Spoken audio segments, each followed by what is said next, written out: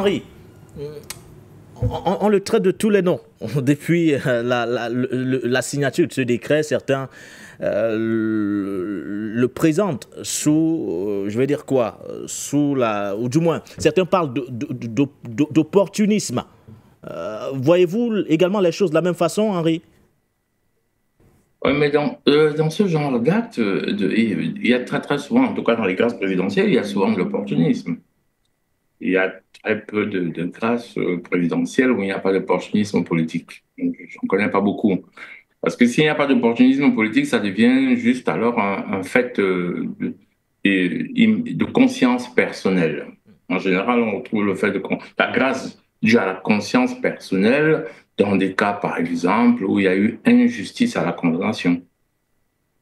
On a le cas de, je crois que Mitterrand avait fait ce genre de grâce présidentielle il y a des cas comme ça, j'oublie les cas exactement. C'est François Mitterrand qui l'a fait alors qu'il ne se représentait pas à la présidentielle. Et bon, Mitterrand était quand même un peu comme quand il avait décidé qu'il n'y a plus la peine de mort en France. Ce n'était pas la vie de la majorité de la population. Là, ce sont des actes qu'on pose pour soi-même, pour sa conscience. Je n'ai pas dit que Mitterrand avait beaucoup de conscience, hein, parce que tout le monde sait qu'il était capable d'aller de gauche à droite, de droite à gauche, de l'extrême droite à l'extrême gauche. Donc là-dessus, il n'avait pas beaucoup. Mais bon, il y a des grâces présidentielles où la personne le fait par morale personnelle. Et il y a aussi des grâces présidentielles. Bon, la majorité des grâces présidentielles sont des grâces qui sont faites pour des raisons politiciennes. Après, il y a des grâces présidentielles qui sont faites en général, pour qu'on apaise les populations, c'est parce qu'on a un projet politique. Il y a aussi les grâces présidentielles qui sont des grâces présidentielles de fait. Mais moi, je me méfie beaucoup des grâces présidentielles parce que, d'abord, même si sur la forme, on s'arrange toujours à ce que le chef d'État ne donne pas l'impression qu'il a la main sur la justice. Ça remet en cause l'indépendance de la justice.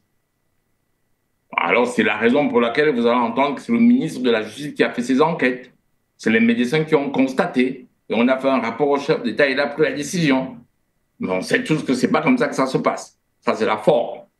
Très bien. Mais les grâces présidentielles, pour moi, peuvent remettre en question l'indépendance de la justice.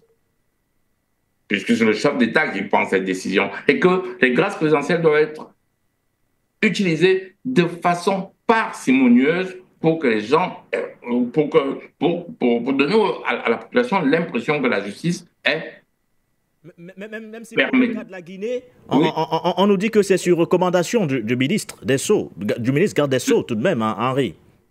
je vous ai dit que ça, c'est la forme. Ça se passe toujours comme ça. Ça, c'est ce qu'on dit. C'est la forme. C'est pour ça que c'est le ministre des Gardes. Normalement, c'est même pas le ministre des Gardes des Sceaux qui doit recommander. C'est le médecin. Dans le cas d'une grâce présidentielle pour cause de maladie, c'est le médecin qui doit constater que le prisonnier est dans un état grave. Faire le rapport à la hiérarchie pénitentiaire. Et la hiérarchie pénitentiaire fait le rapport au ministre de la Justice. Et le ministre de la Justice propose la grâce présidentielle au chef de l'État. C'est comme ça que ça doit être fait. En l'occurrence, dans ce cas-ci, parce que là, nous sommes en train de parler de grâce pour raisons humanitaires. Il s'agit que le médecin constate que son état de santé est grave. Son état de santé est tel qu'on ne devrait pas le retenir en prison.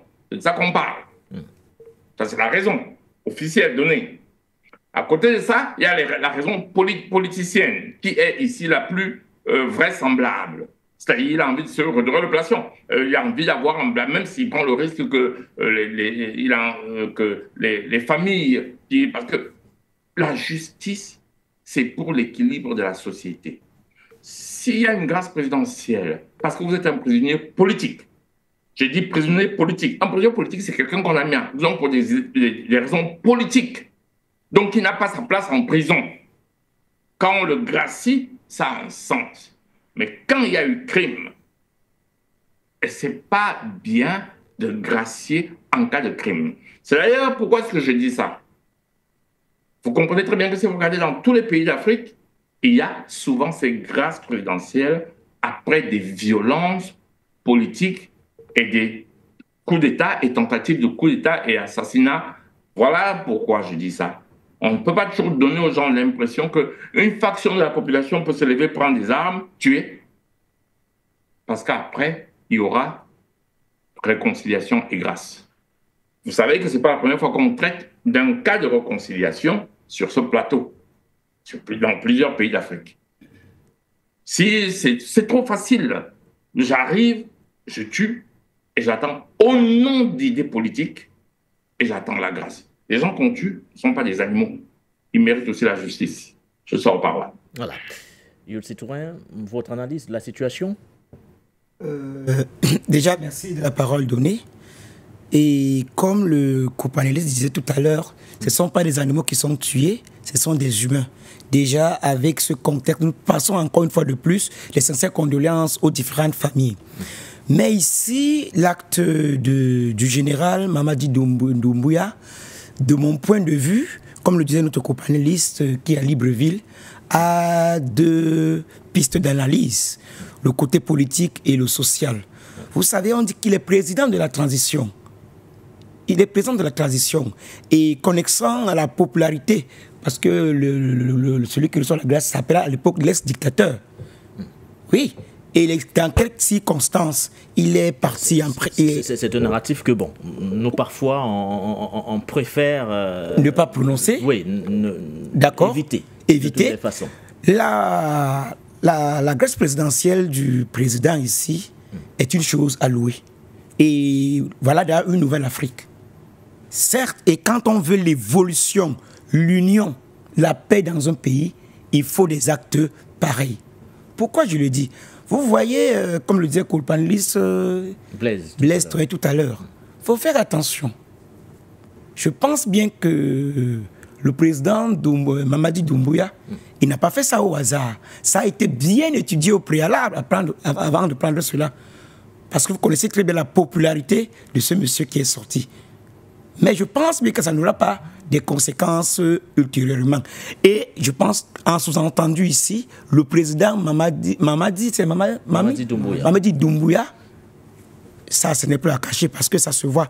Donner une grâce présidentielle de cette envergure, ça, il se prononce déjà. Et ne soyez pas étonnés même que le parti ou bien la popularité de celui qui a reçu la grâce soutienne demain. Parce qu'actuellement, si, en cette position, comment on l'appelle encore, celui qui a reçu la grâce, Dadis Camara, il est comme un patriarche. Donc ici, son côté sanitaire n'était qu'un atout pour lui. Donc déjà, en une position pour donner une paix sociale et l'union à tout le monde. Et voilà aussi un cas en Afrique, comme partout ailleurs dans certains pays que je ne prononce pas. Quand il y a des problèmes, des tensions politiques, ramener des leaders, des têtes pensantes et revenons sur une même table pour une bonne cohésion sociale.